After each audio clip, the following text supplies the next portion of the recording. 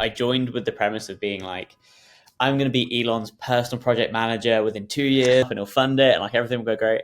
I think the biggest challenge we've had there time and time again is like, what is our goal? Is the goal to fundraise? Welcome back to Clean Techies, the #1 podcast for climate tech entrepreneurs. I'm Somil. And I'm Silas. Each week, we publish the secrets to success from investors, founders, operators, and experts in climate tech around the world. Building a startup is hard. Building a climate tech startup is even harder. But we make it a little bit easier. We put a lot of effort into these shows, so we hope you enjoy. Don't forget to subscribe, leave us a review, and let us know who you think we should have on next. With that, let's get into today's episode. Today, we are speaking with Kieran White, the CEO and co-founder of Kero, a company helping fleets find reliable charging in a matter of days instead of weeks. They do this by understanding a fleet owner's need, then finding a place with existing underutilized chargers, and then they broker an agreement with them.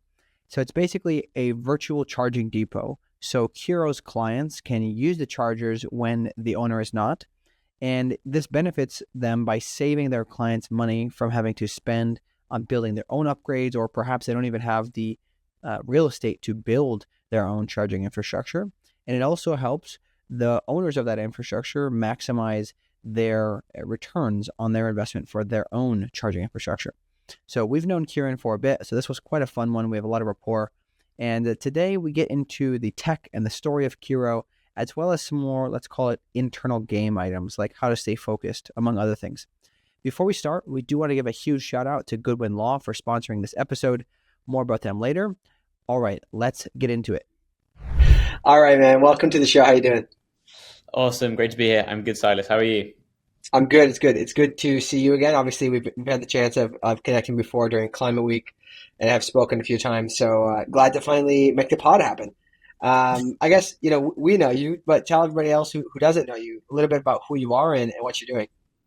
Yeah, totally. Well, thank you again for having me. I'm Kieran. My background's like very briefly in climate. Started by doing a bunch of stuff at Tesla when Model 3 went to Europe. One of the projects I worked on was how we got cars from Fremont in California to some of the countries in Europe and then distributed them. And the big problem we had was trying to park and charge them overnight.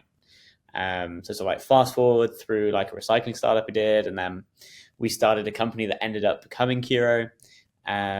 We now do Kero, which is essentially we help fleets to park and charge their vehicles overnight. So yeah, that's me, and excited to be here. Yeah, very nice. Tell me more, like how did you, I guess, get your start in entrepreneurship, and how did you end up working at Tesla? Because I think that if I remember correctly from your background, you have like a relatively interesting, or I guess you say non-traditional journey to getting there. I guess so, yeah. So when I was 18, graduating high school, so for those of you that don't know, in the UK, you have sixth form, which is like the last 2 years of high school. And my dad ran a sixth form. So his whole job was to put people into college. And so I think by subsequently, like, big bias against not going to college. So I was like, right, no college. So I basically just applied to Tesla like 10 times because Elon was my idol. And I basically got denied every time. I was 18. No, they wouldn't hire anyone under 21. So I just went into a showroom, the local showroom in the UK. Was like, hey, like, I think I could do this. Give me a chance. So they hired me the next day. So I potentially maybe one of the youngest Tesla employees, although completely unconfirmed. And so did that for 2 years. I joined with the premise of being like, I'm going to be Elon's personal project manager within 2 years. I'll work with him and I'll pitch him my startup and he'll fund it and like everything will go great.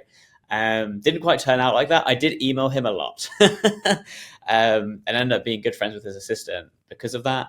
And actually got to pitch them one idea, but it didn't quite land. But yeah, that was the unconventional route to Tesla.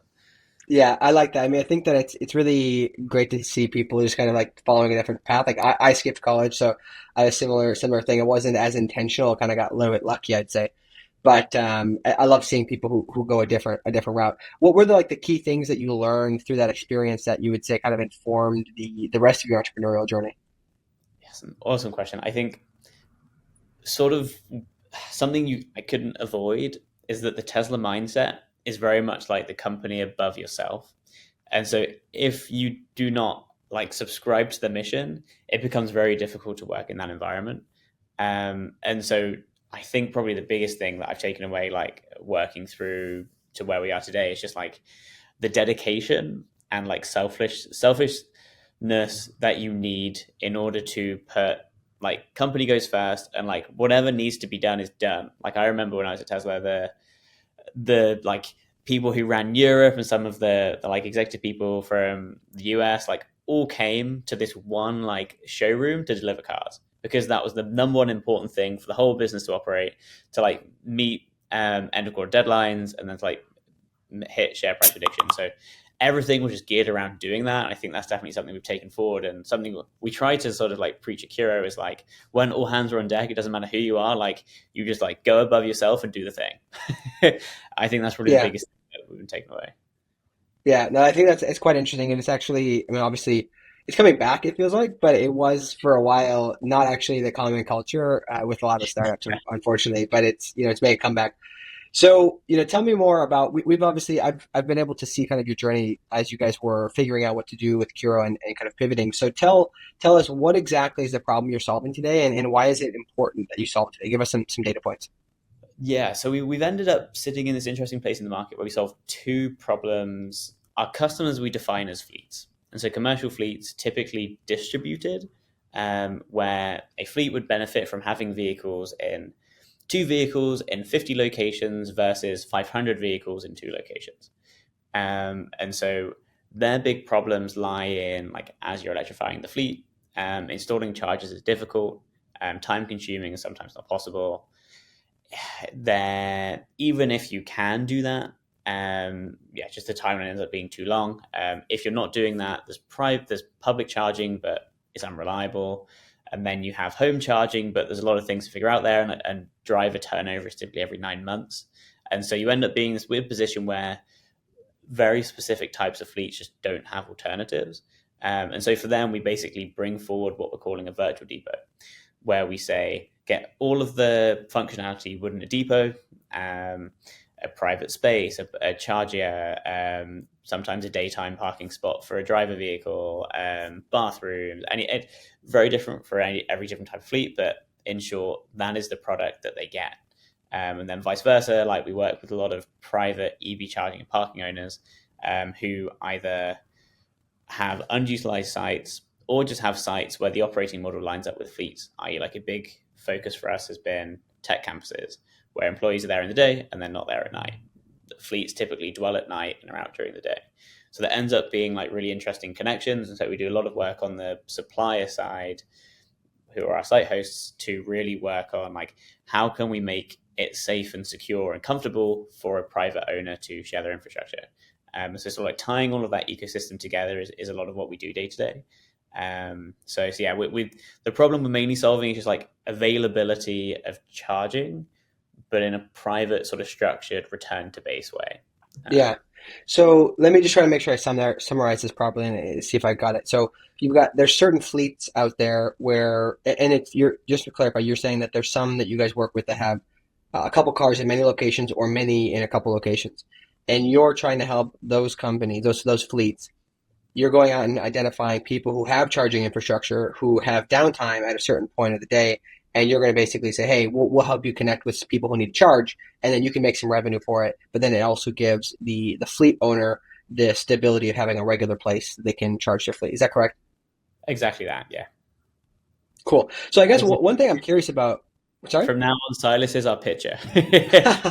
Yeah, well, it's always helpful to regurgitate, right? So I'm curious about is there just already a ton of demand for, because obviously you're focused in California probably initially, right? Is there already a ton of demand to electrify fleets? Like, is that just mainly because people are interested in it? Is it actually the ROI they're after? Like, why are they focused on that already, even despite the challenges of finding infrastructure to charge? From what we've seen regulation, but by the end of 2024 and then 2025, a certain portion of your fleet needs to be electrified if it's in California.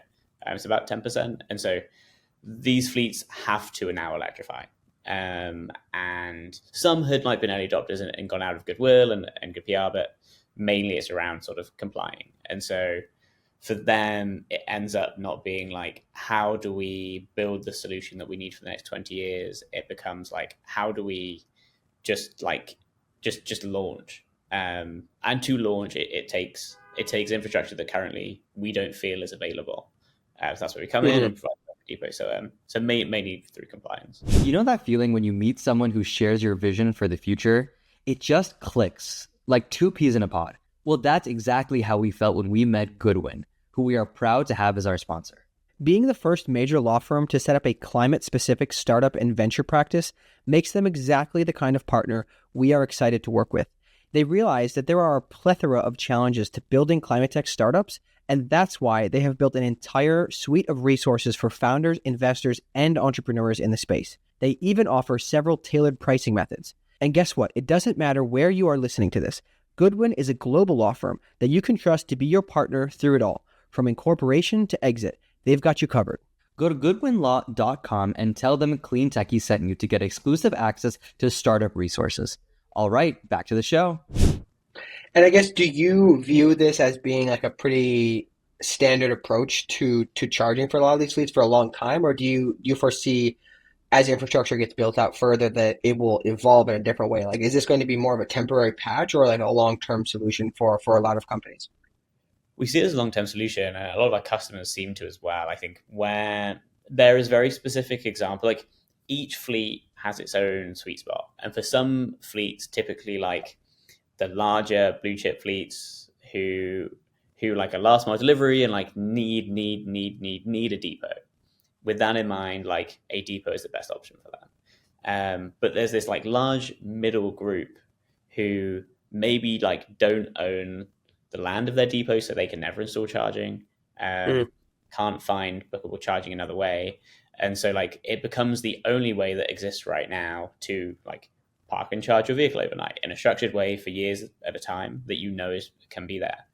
Um, and so we see it as a long term solution for the right type of fleet. We have a few customers who we've done a few sort of like stopgap solutions until their depot's been live. But we really honed in on those who need it long term. Yeah. And are there any, I would assume if, especially if a lot of these are charging overnight, there's maybe not as much of a need for curtailment issues, like when the energy demand is high. Like, are you guys interfacing with a lot of these other softwares, or is that typically just not too much of a concern because, the energy demand is low at the time? It's not a massive concern right now. I think we have taken a very software light approach where we are just like getting fleets at chargers. No matter what the CMS, no matter what the charging operator, no matter what the company of hardware. Um, Load balancing and stuff is useful, although typically a lot of our fleets dwell from probably like 6 to 7 p.m. through to like 6 or 7 a.m. the next day. Like 6 to 9 is typically the big bottleneck when we try some load balancing. A lot of our stopgaps just been like pausing a charge until 9 anyway, because a lot of them, like at e-transits with probably like 100 kilowatt hour battery, probably 60 kilowatt hour battery, and can charge in 8 versus 12 hours. So like, Mm. yes, but it's, from what we've seen, that's a future benefit versus like a necessity today. Yeah, yeah, that makes sense. I guess one thing, because you've poked around in different parts of this area for a while, like what are how would you break down I guess the market when it comes to this charging infrastructure, or just like the different kind of types of fleets? Like how do you kind of in your mind separate each part out? Well, yeah, a few of our team, we've been creating like this charging stack internally where you have depot providers who have raised like large infrastructure funding to build depots. Typically, it's for like very large fleets or heavy duty fleets, because that layer only makes sense with large infrastructure funding when you have a large amount of kilowatts going through a site, which only heavy duty or like an autonomous fleet can do. And so there's that layer who is like struggling with timing right now.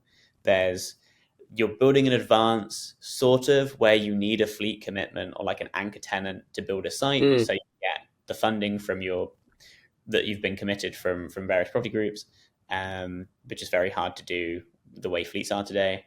So there's like depot providers who are trying to build out depots. Then you have a lot of the in between, like you have public charging, which is basically just a game of how many chargers can you deploy. You have home charging, which is again, how many charges can you deploy and how can you streamline like management of those charges and rebates. Like one of our fleets, they have a portion of home charging, and executive sponsor like goes home every night and for 2 hours like reimburses driver charges at their homes. And so there's like reimbursements is a big problem with home charging. So you like have this like in between of various charging techniques. Through that, you have mobile charging as well, which we consider more of a stopgap solution because it's quite expensive. So there's all of those little segments. From the fleet side, we're seeing a lot of, it's been like a heavily built for area, which was an interesting one as we were diving in, because we're trying to evaluate like why the problem was still there and like why a lot of software companies had gone the way they did. I think our rough thesis to date is that a lot of things can be software enabled, but the way fleets operate right now, sometimes like, especially in EV and specifically EV charging, software seems to build far ahead of like market need. Hmm. And so we're trying to more so meet it where it's at a little bit. But you have a lot of like, you have routing software for fleets to find chargers. You have, you have everything else of like managing an EV fleet that's been largely and widely built for. In terms of like the type of fleets that there are, so many different segments, but typically you have those who dwell overnight and those who dwell during the day. Most dwell overnight. And so that's Okay. anything from like service and maintenance to last mile delivery to XYZ. And then you have the large ones and everyone else. So a brief brain dump, but that's sort of how we've been thinking about mapping the market and like how we play within it. Yeah, that makes a lot of sense. I guess how do you guys go about you mentioned incentives earlier, like if maybe it's a little too early to dive into this, but I kind of want to get to it is if the administration changes in November, and if any of the incentive structures are kind of going away or might be at risk, how do you guys look at that? Is that going to affect your business? And at large, do you think it's going to have too much effect as on the industry as a whole? Because I know that there are also, like you mentioned, a lot of these regulations are actually California regulations. So, like, what are your just thought processes broadly when it comes to like policy plus incentives versus your business model and others? Yeah, and I'd love your thoughts there too. I think the way we've been thinking about it is if a lot of the incentives to build charging goes away, that would be a detriment to the industry, would probably be quite good for us because we like to think that we like create this new incentive to financially justify smaller charger installations versus like large depots or like large public charging sites. Um, the California regulations about like electrifying fleets definitely will affect us. Our thoughts are that hopefully the way that California is set up, it will remain versus a lot of the like larger federal stuff. But I guess we'll have to see. But definitely, I think the way it goes and the way that like EV or electrification is treated is definitely going to affect, because I think the way that like EV as a general as an industry has gone, it went super hard, and then there's been this like sort of like pause or dip where a lot of not bad press, but like a few heavily funded players sort of went out of business or had to sell, and we had the whole Tesla debacle with all of their charging team leaving, and so there's definitely like some movement, and so the more support the better. But I don't know. That's a brief. I would love to hear your thoughts there.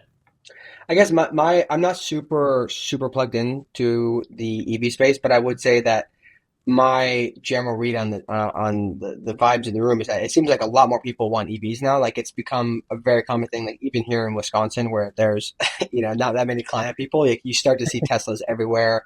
Like there's EVs a lot. Like even some of the newer ones. I'm a big fan of the Hyundai Iconic one, Iconic 5. I think it's sick. But I think that generally the sentiment is like this is going into the I would say it's going into the mass adoption curve at this point, and I don't think you can change that. Like even if the administration isn't necessarily like pro incentives, I think there's going to be ways to figure this out because people want it, and it's too late to go back, right? Like a lot of people are going to stick with their cars, so there's going to need to be infrastructure. That's my thought, but I'm definitely not an expert. No, I think I sort of got to this point where it's hard, like you say, it's just so hard to stop. So either you like support that or just like let it drag you kicking and streaming. One definitely seems more favorable, but we'll Yeah. see.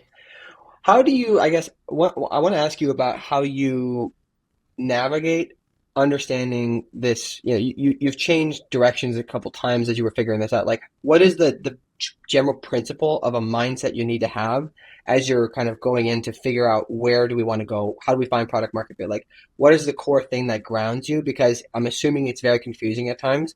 You don't know exactly what's going on. You're kind of trying not to be too biased based on your past research, and like you're figuring things out. Like, how do you go about that? Yeah, it's probably still not something they have like a complete figured out thesis for. But so when we started, Curo used to be called Return, and when it was called Return, we started as like blockchain carbon markets. Like, and we've gradually over time, like we did that for a couple of months, well, for 6 to 9 months actually, realized that blockchain wasn't quite where we wanted it to be, and so sort of like defaulted to just carbon markets. For like 6 months doing carbon markets, and like I was so invested in carbon markets, I had like this super well articulated like 300 people inputs, like this complete like market segmentation and the way everything operated, and it's really painful to walk away from. I think the way that me and Andrew, my co-founder, have gone about it is like naturally with a pivot, like one foot is planted. We define that one foot is planted is like software for a climate or environmental benefit, and so that let us like sort of go around it. Another big one that we started to let influence us that I think upon reflection is okay is like what are you interested in, like what are you good at. And I think naturally like we were interested in and good at charging because I'd done it before. Mm-hmm. And that was something that I think we put off for quite a while because we wanted to find like this really natural thing where it's like this picture book moment where you have the perfect customer call and everything comes to like into fruition. And it ended up not being like that. Like we came to Kero because we started in like energy and distributed energy, and we ended up back in EV charging, and we tried to sell this deployment software to CPOs, and they said no, but utilization is a problem. And then we eventually came to it. But I think we probably the biggest thing is that as we have tried each iteration, each one we probably felt like was product market fit when you're on a high from a sales call. But only now do I think we sort of understand what product market fit feels like, even starting to, because like we as a team now just fulfill fleets. We don't like do like we find it hard to do anything else other than just like procure like procure sites and hosts to become virtual depots and then provide it to fleet demand that we already have like far in excess that we can handle. And like that's been having something like pulled from you in that way we hadn't had before, but I think upon reflection every time we said that we did. And so Yeah. being honest with yourself was also quite hard. So definitely no like thought out distinct formula, but I think it was being honest with ourselves with what we wanted as founders more than anything really steered us the right way. Climate tech founders are taking on a huge challenge. Not only do they need to know how to build a startup, but they also need to deal with hardware, have a strong handle on climate policy, know how to fundraise from diverse investor types. It's a lot. That's why we made Clean Techies, the #1 podcast for climate tech entrepreneurs. In addition to our jobs, we devote 20 hours a week to producing this podcast for you. This way you can learn from the people who have walked the path before you, learn from their mistakes, and gain insights on navigating this complex journey. If this mission resonates with you, we are asking for your help. It takes a lot of effort and it's not free. If you are already a subscriber and want to help, start supporting us today by going to Substack and clicking Upgrade to Paid. Thanks for helping all the climate tech entrepreneurs like you. Yeah, I think it's easy to want to do something different when you're in a space. Like you don't want to, oh, I've already done this. Like it's kind of boring. Like I want to go do something more fun, right? And I think it's something that's easy to fall into. So I appreciate the honesty there. Knowing you enough, I have a feeling you guys have some really scrappy methods of trying to like land clients and stuff. So I'm kind of curious to hear some of the growth hacks or the scrappy things you guys have done to get going or to land clients, etc. Yeah, we have high vis vests in the office, and we'll literally put them on. I made fake badges, and we bought these Teenage Mutant Ninja Turtle walkie talkies from Target, and we like zipped them in a pocket so you couldn't see the Teenage Mutant Ninja Turtle part of it. And we literally just put it on and just go to like parking garages, and that's how we got our first few sites. Was like making up that we were meant to be there, and sort of just like dressing up was the rough I part. love it. We've done that to like I've gone on foot with my electric scooter around a whole like city region to like figure out this one site that we needed. Our first site, the launch, was with a scrapyard owner, and he had to clear out a large part of his yard, put up these like this canopy. I had to install the chargers, and like by God, that they weren't good chargers. But yeah, we've done everything under the sun just to like get stuff ready. And from the fleet side, I mean, we've done a few corporate sales cycles that like we largely didn't have a right to be in, but just got through because like at a day's notice would fly like to the other side of the country just to like have breakfast, and like that sort of thing Mhm. has put us in good stead. Yeah. I guess what is the biggest challenge? Is it usually finding the fleets that need the help or finding the virtual depots? Virtual depots that match. I think we've not had a problem. We have like proactive and reactive virtual depot supply. Reactive is when we have fleet demand for an area. We have the characteristics. It's sort of like an exchange request. So we then have to go and fulfill it. Like that is all that we do because we've had a lot of them. Um, the proactive side is more so like launching in a city a little bit like Uber used to do, where you would like batch a whole lot of drivers, like batch the routes, do some pre-marketing and go. And like we've done that once and it sort of worked. Um, but we need both. So yeah, by far the biggest thing it takes our time, the biggest challenge is just like how do you cross that cold start problem and like bootstrap a network of virtual depots. And as Yeah. soon as we do that quicker and quicker, that's what we really see as our secret sauce, to like upfit into an entire platform versus just like little dots here and there. So yeah, because like we said at the start, like the layer of depot providers, it takes three to 4 years from start to finish sometimes. We like to think we can do it in like 2 weeks. Hmm. So that's what we're trying to place ourselves within. Yeah, that makes sense. So you've been at entrepreneurship for a while, and one thing I'm always curious about is how people determine what to and what not to track and what to like basically reflect on because as you're going you're iterating on a lot of things, you're changing different things, but at some point once you figure it out you need to basically systematize it all.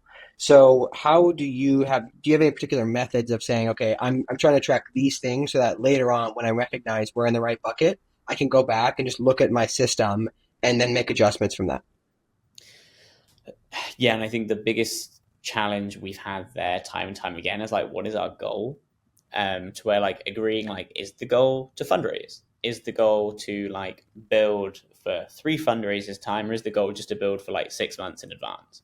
And like once every time that we figured out the goal, the metrics come quite quick, and usually the metrics are just tied to the goal, um, and then it becomes fairly easy to see like, okay, we want to fundraise in 6 months at these metrics, like that would get us the valuation we wanted. Okay, like we need to get backtrack to today to like do this. I think the execution of methods we've probably let come too naturally. I think one learning we've had as a team is to more intentionally build out preliminary processes that we can iterate versus just like Mm.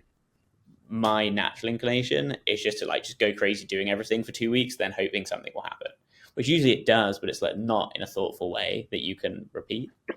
So I think having a starting point versus just going crazy is something that that coupled with like having a goal, I guess sort of just having like a point A and a point B, always make it much, for us at least, has made it much easier to point out those metrics. Like for us, it's it used to be virtual depots on the platform. Now it's just vehicles plugged in.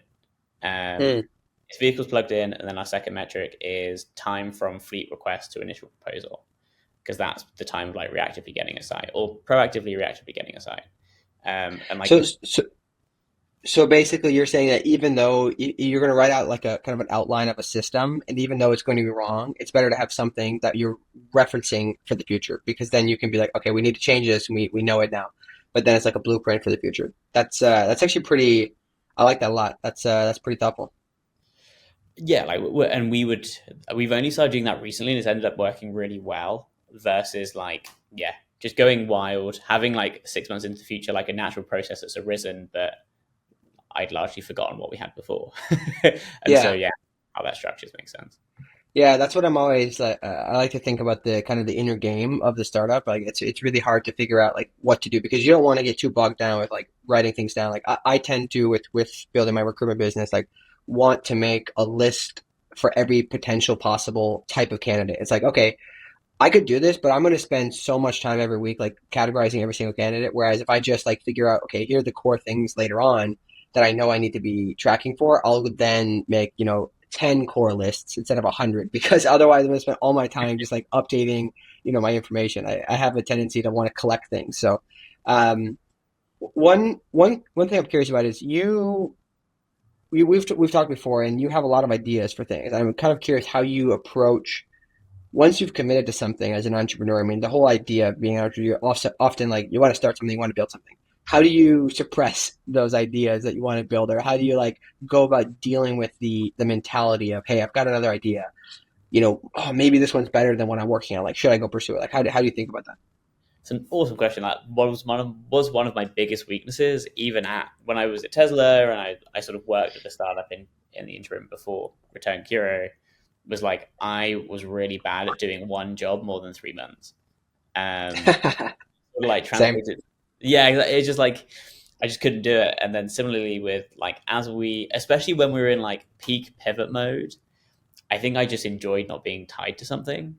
Um, but I think similar to like defining the business that you want to build, like what I found useful was just like sitting down and really like distinctly writing down. I journal in this journal, like what is the type of founder that I want to be, and like after a little bit of reflection and like writing, it very much was like someone who can build and scale something that is recognizable. Like I would love to be able to say, for people to be able to say, like Keurig like really built like incredible tooling and processes that like got them to that point. Um, and that was not like what I was practicing. So I think just being very intentional, like what I want, who I wanted to be as a founder, which was one of the honesty parts I didn't love. Because I think, like you say, it's really nice not being tied to something, not having metrics that hold you accountable, and also being able to like see friends, like founder friends in different industries, having hard times, being like, it's okay, I'm in no industry. Like you're sort of in like this safe haven, which gets addicting, but is no progress is made. I guess would love same question to you, because same thing. Yeah, I would say for me, it's like the point being is it's very easy for certain personality types to not want to have to be tied to something, like to be kind of like, oh, like I'm just going to do something new. Like this is the whole my kind of thought process when I got into around the time that I got into recruitment within renewables was like, oh, at some point I want to have a business built of building businesses. Like I don't want to have to build a business and stick with it. I want to build multiple businesses and just like launch them and have like minions go, take it from from 1 to 10 or something. I'll just do 0 to 1. But yeah, that's not necessarily realistic. I think it's something that each founder is different. They have different, kind of ways they look at things. But on the topic of ideas, like what are some other things that you like areas of the market where you see ideas for other people to go build that you say, hey, in climate, there's this really light touch. Like it doesn't actually, it could be a sweaty startup. It could be something software. Like what are some of the things that you see in climate or ideas for people to build? There's so many. I mean, like in carbon market specifically, we left on the table like 5 ideas that all had customers. The reason we left them at the time is that we really struggled to gain conviction of like all round, I guess, like all round industry venture scale in the medium term. Like we really struggled to get that. I really struggled to get that conviction. And so like to name a few, and these have started to be worked on since we left, but like automated PDDs, like the way like GPT-4, I think was the first model that let you do that with the number of pages it took. So like automatic writing and reviewing, like that gets super easy. Anything to do with providing payment sort of processes and then tracking that payment amongst carbon market participants. Like I spent 6 months making this huge like diagram and being able to track and enable people to pay and distribute payments from one person to another, and then for the end buyer to like certify that the payment has got back to the right person. And like we had a few developers willing to pay for that pretty immediately. Those were two things that came out that were super interesting. What do you, I guess, in the space within back to EV charging, like what do you see as the general direction, like of the space broadly? Are there any core trends or things that you say, hey, I believe that in 5 or 10 years, this is where we're going to be because of these macro things? I think what really attracted us to it was that EV charging on a whole, even though so much money's gone into it, and it's like I think it's like 10, 20-year-old industry, like a lot is still up for grabs. Like a lot of the charge point operators who build and not build, but deploy and operate the public charging networks, they largely still don't have a business model that makes sense. They've gone public, they've SPAC, they've done all of the things, but still really struggle to make money. And like, yes, maybe that's a problem with utilization of like more people driving EVs. I feel it's more of like the way the industry has been structured thus far. I don't think quite fits the way that the EV drivers and like fleets and everyone in general like wants to use things. And so I think the model that people have been trying to draw is like just gas stations but electric, and like trying to pace that business model. The reason we wanted to build Kero, and I think in 5 to 10 years we'll probably look back, and I like to say that a lot of the business models and practices that were here today had iterated so much, just because it hadn't quite found the right fit, nor scalability, nor sustainability of like keeping an operating business. And so like the reason I say that is there's so many, like even just in our like small little fleet segment, there's so many unsolved problems that alone probably aren't a startup, but you can see over time like forming interesting stuff. So I think a lot is up for grabs. Do you fundamentally think that just like the kind of the petrol pump station analogy with just electricity will work? Like, is there actually enough margin doing that to pay for the infrastructure on a pure infrastructure play? No, not unless you have like insanely high usage, which some places you do.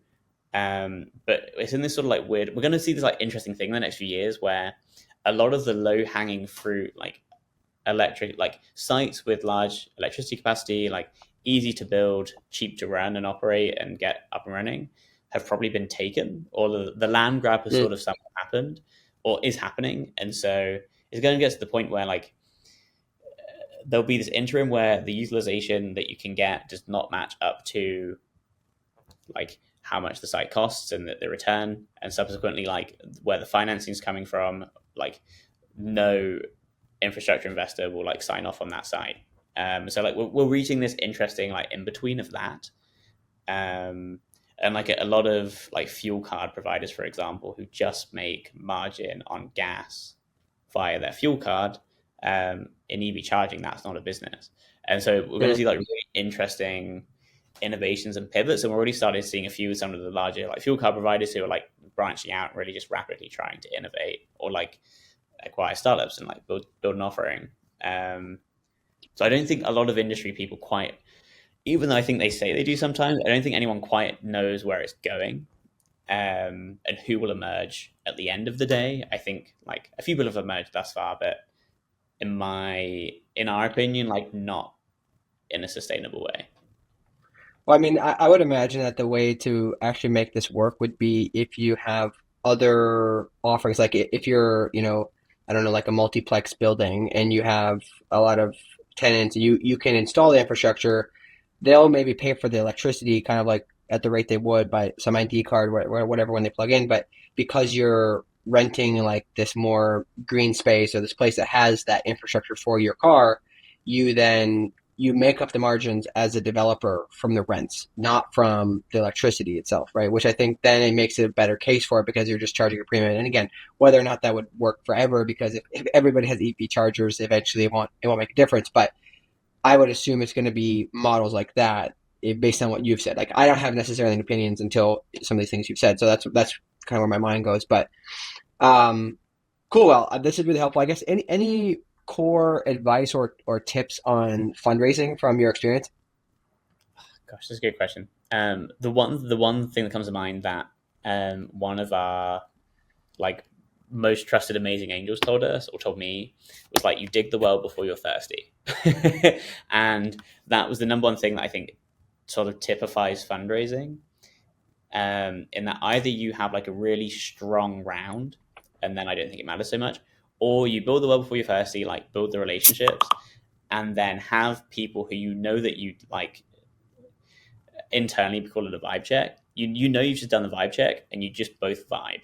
And like I think that becomes like, even for us when we did the pre-seed, a few of our investors, and everyone's been amazing and amazingly supportive, but like not everyone you vibe with completely. And so I think like by working with people and digging the well before you're thirsty, I guess, you like vastly increase the chances that you raise money, and like already have like after that in mind of having to work with these people for the next 10 years, because that's like amazing, and like build theses with you, which has been super helpful for us. But treating them as more than money, I'd say, has probably to typify that Yeah. input. Awesome, man. Well, this has been great. I really appreciate you coming on. Any other things that you want to talk about that we didn't get a chance to, or any closing thoughts? No, not at all. I mean, like a brief plug. If you have existing EV charging and parking infrastructure, we'd love to talk to you. And likewise with fleets. But always happy to like jam on any thoughts. And I'm always on LinkedIn if anyone wants to reach out. Absolutely. Just to clarify, you guys are working across the whole U.S., not just California, correct? Yeah, across the US. Nice. Very nice, man. Awesome. Well, it's a pleasure to have you on. This has been a long time coming. I'm glad we made it happen. Yeah, likewise. Thank you, Silas.